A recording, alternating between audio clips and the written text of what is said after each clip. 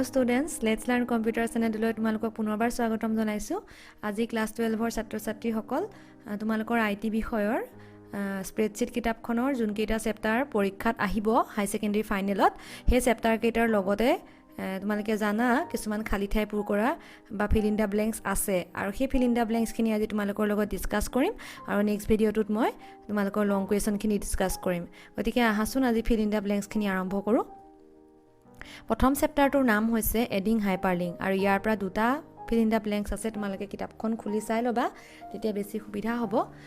প্ৰথমটো হৈছে to modify a hyperlink you should select dash from context menu ব্ৰেকেটত right click আছে। গতিকে ইয়াৰ খালি ঠাইটো হ'ব এডিট হাইপাৰলিংক। এডিট হাইপাৰলিংকত আমি সিলেক্ট কৰিব লাগিব।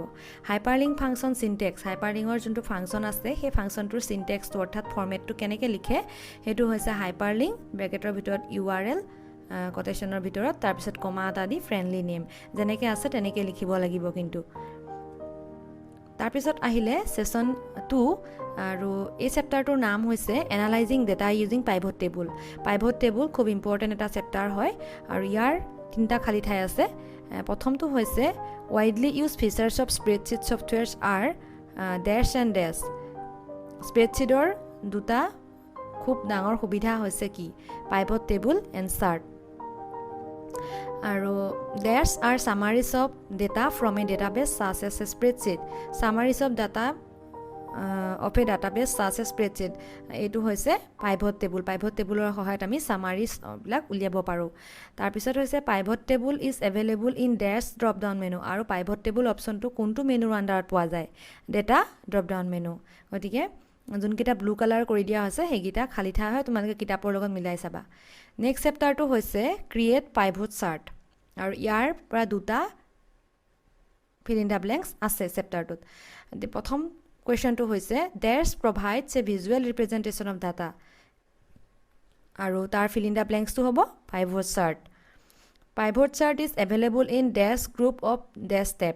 গতিকে পাইভট চাৰ্ট অপচনটো ক'ত থাকে কোনটো গ্ৰুপত থাকে টেবুলছ নামৰ গ্ৰুপটোৰ ভিতৰত থাকে আৰু টেবটো হৈছে ইনচাৰ্ট টেব। নেক্সট চেপ্টাৰটো হৈছে ফিল্টাৰ ডেটা ইউজিং স্লাইচাৰ। এই চেপ্টাৰটোৰ পৰা দুটা খালি ঠাই পূৰ কৰা আছে। Slicer is a feature introduce in Microsoft Excel dash.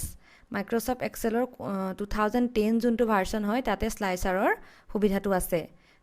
তাৰপিছত আহিলে ছেকেণ্ডটো হৈছে insert slicer option is available in dash group under dash tab.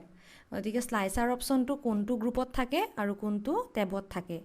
গতিকে তাৰ গ্ৰুপটোৰ নাম হৈছে চৰ্ট এণ্ড ফিল্টাৰ আৰু টেবটোৰ নাম হৈছে 5ত আছে set revision tracking and review track. এই চেপ্টাৰটোৰ পৰা দুটা ফিল ইন দা ব্ল্যাঙ্কস আছে আৰু সেইকেইটা হৈছে শ' changes option is available under dash sub menu of dash menu. গতিকে কোনটো সাব মেনুৰ ভিতৰত কোনটো মেনুৰ ভিতৰত পোৱা যায় সেইটো হৈছে চেঞ্জেছ সাব মেনুৰ ভিতৰত এডিট মেনুত পোৱা যায় শ' চেঞ্জেছ অপশ্যনটো। Accept or reject option is available under dash sub menu of edit menu. গতিকে একচেপ্ট এণ্ড ৰিজেক্ট অপশ্যনটো চেঞ্জেছ সাব মেনুৰ ভিতৰত এডিট মেনুখনত পোৱা যায়। এইকেইটা হৈছে খালী ঠাই তোমালোকে গম পাইছাই ব্লু কালাৰ কৰি দিছোঁ।